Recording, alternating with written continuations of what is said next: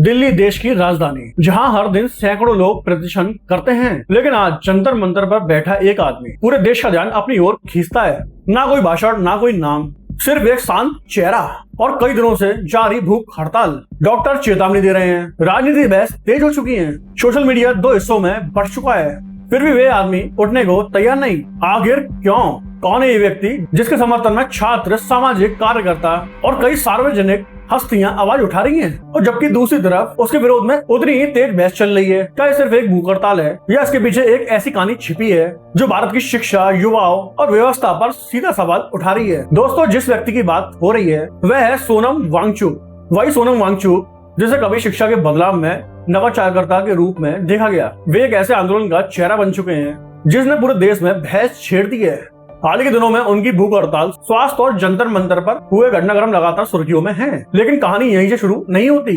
इस कहानी की शुरुआत दिल्ली से लगभग 1000 किलोमीटर दूर हिमालय की गोद में बसे लद्दाख से शुरू होती है। आखिर कैसे एक इंजीनियर, एक शिक्षक और एक इनोवेटर आज देश के सबसे चर्चित आंदोलनों में से एक का चेहरा बन गया है? क्या उनकी पूरी पहचान इस आंदोलन से है, या इसके पीछे कई वर्षों का सफर छिपा है? आइए समय को थोड़ा पीछे और ले चलते हैं, क्योंकि सोनम वांगचुक को समझे बिना आज के जंतर मंतर को समझना मुश्किल है।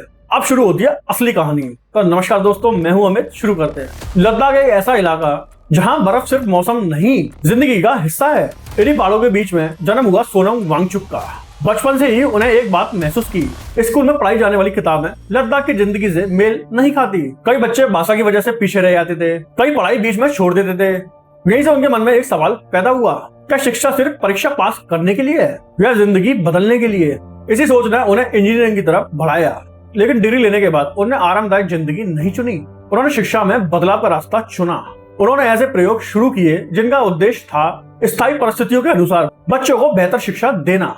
धीरे धीरे उनका काम देश भर में पहचाना जाने लगा। इसके बाद फिल्म 3 इडियट आई। कई लोगों ने उन्हें फिल्म के किरदार फुंगसू वांगडू की प्रेरणा के रूप में पहचानना शुरू किया। यहीं से सोनम वांगचुक सिर्फ लद्दाख का नाम नहीं रहे, बल्कि पूरे देश में चर्चा का विषय बन गए। लेकिन जितनी तेजी से उनकी पहचान बढ़ रही थी, उतनी ही तेजी से उनकी प्राथमिकता भी बदलने लगी। अब उनका ध्यान सिर्फ शिक्षा तक सीमित नहीं था, ये पर्यावरण, हिमालय और अपने क्षेत्र से जुड़े सार्वजनिक मुद्दों पर खुलकर बोलने लगे। यहीं से उनकी जिंदगी का दूसरा अध्याय शुरू हुआ, और यही दूसरा अध्याय आगे चलकर उन्हें दिल्ली के जंतर मंतर तक ले गया। लेकिन सवाल है, आखिर ऐसा क्यों हुआ कि एक शिक्षा सुधारक आंदोलन का चेहरा बन गया? अगर आप कुछ साल पहले किसी से पूछते सोनम वांगचुक कौन है, तो शायद जवाब मिलता एक इंजीनियर, एक इनोवेटर, एक शिक्षक।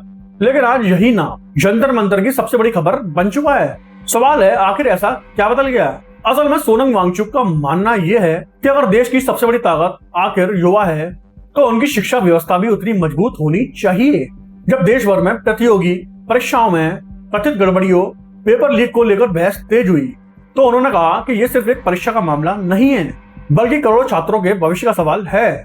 यहीं से उन्होंने जंतर मंतर पर हो रहे आंदोलन का समर्थन करने का फैसला लिया। 28 जून दिल्ली जंतर मंतर। उन्होंने अनिश्चितकालीन भूख हड़ताल शुरू की। उनकी मांग थी शिक्षा व्यवस्था में जवाबदेही, कथित परीक्षा, अनियमितताओं की निष्पक्ष जांच और जिम्मेदारी तय की जाए। दिन बीतते गए, लेकिन उन्होंने अपना फैसला नहीं बदला। 10 दिन, 15 दिन, 20 दिन, उनकी तबीयत लगातार बिगड़ने लगी, वजन कम होने लगा, डॉक्टर लगातार निगरानी करने लगे। लेकिन उन्होंने कहा, जब तक छात्रों की आवाज सुनी नहीं जाएगी, मैं पीछे नहीं हटूंगा। यहीं से ये आंदोलन सिर्फ जंतर मंतर तक सीमित नहीं रहा।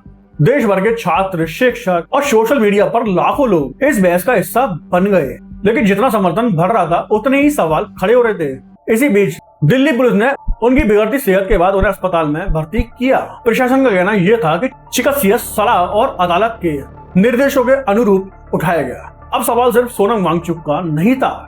सवाल था, क्या भारत का युवा अपनी शिक्षा व्यवस्था पर भरोसा कर सकता है? एक तरफ वे लोग थे जो कहते थे, अगर छात्र अपनी बात नहीं रख पाएंगे तो फिर लोकतंत्र का क्या मतलब रह जाएगा। उनका मानना था कि शांतिपूर्ण विरोध लोकतंत्र का अधिकार है। उनके अनुसार भूख हड़ताल सरकार के खिलाफ नहीं, बल्कि व्यवस्था का ध्यान अपनी ओर खींचने का तरीका है। लेकिन दूसरी तरफ आलोचकों की राय बिल्कुल अलग थी। उनका कहना था कि भारत जैसे बड़े देश लोकतंत्र में हर समस्या का समाधान आंदोलन नहीं हो सकता।